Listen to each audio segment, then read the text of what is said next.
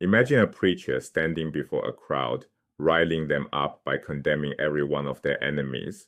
One by one, the crowd cheers louder. Then, without warning, he turns and points directly at them. And you are the worst of all.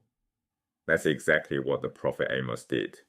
The literary structure he used is one of the most brilliant rhetorical traps in ancient literature. To understand how Amos pulled this off, we need to look at the literary toolkit the prophets had at their disposal. So these were not just preachers, they were literary artists. The prophets deployed 4 major literary forms, each chosen for a specific rhetorical effect. First, oracles against nations, pronouncements of divine judgment aimed at foreign powers and sometimes turned against Israel itself. Second, the covenant lawsuit, called a rev in Hebrew, a legal dispute form that drags Israel into God's courtroom. Third, laments, formal expressions of grief, mourning destruction as though it has already happened. And fourth, proverbs, familiar sayings cited and then inverted to shock the audience. Each form is a weapon, each has a target. Now let's see the first form in action. Amos chapters 1 and 2 contain 7 oracles, prophetic pronouncements of judgment. 6 target foreign nations: Damascus, Gaza, Tyre, Edom, Ammon, and Moab. Each oracle condemns wartime atrocities. Each opens with the same formula.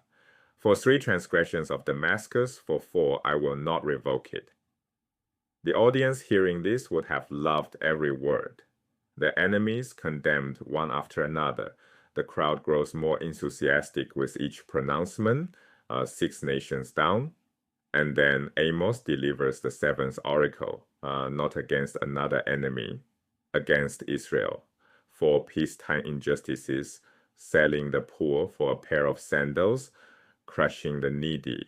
The rhetorical trap works because of the structure. The audience agrees with every condemnation. They nod along, they cheer, and by the time Amos reaches the 7th oracle, they've already accepted the moral framework. They can't reject the judgment against Israel without rejecting the judgments. They just applaud it. Amos has locked them in. The structure itself is the argument. This structure rests on numerical patterning. The formula for 3 transgressions for 4 is a standard ancient poetic device called 3 plus 1. It doesn't mean exactly 3 sins plus 1 more. It means transgression upon transgression, an intensifying formula, like saying time and time again in English. That's the micro pattern operating within each oracle.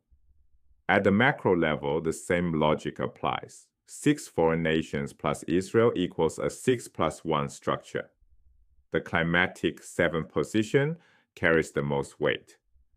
One note, the oracle against Judah in Amos, chapter 2, verses 4 and 5, is widely regarded as a later editorial addition. Remove it, and the clean 6 plus 1 pattern emerges. Oracles against nations were just one weapon in the prophetic arsenal. Let's look at an even more dramatic form, the covenant lawsuit. The Hebrew term is rev, meaning legal dispute. In the rev form, God holds Israel into court.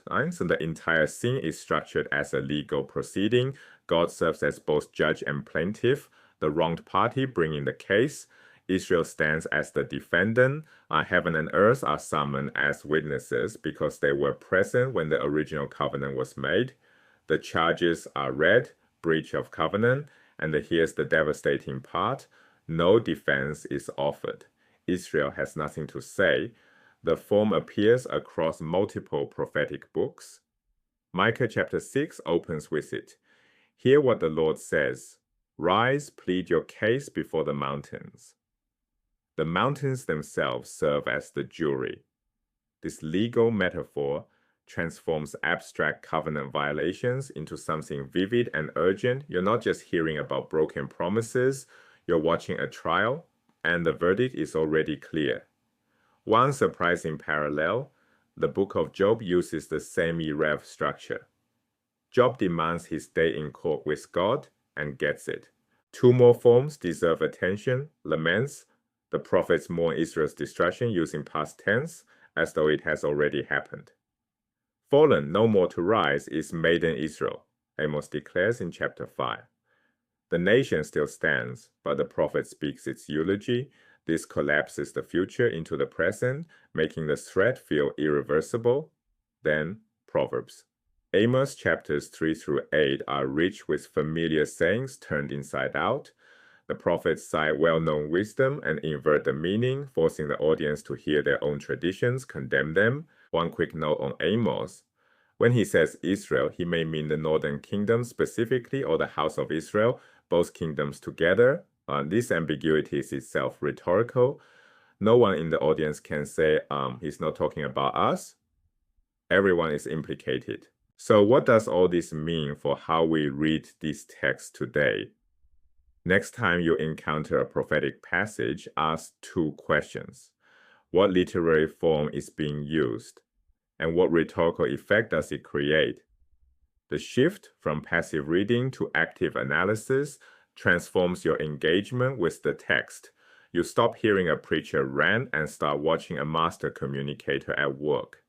These techniques, entrapments through structure, legal metaphor, inverted proverbs, are not ancient curiosities. They appear in political rhetoric, courtroom arguments, and persuasive writing right now. The prophets built a literary toolkit that still shapes how humans argue, persuade, and convict. 3,000 years later, the trap still works.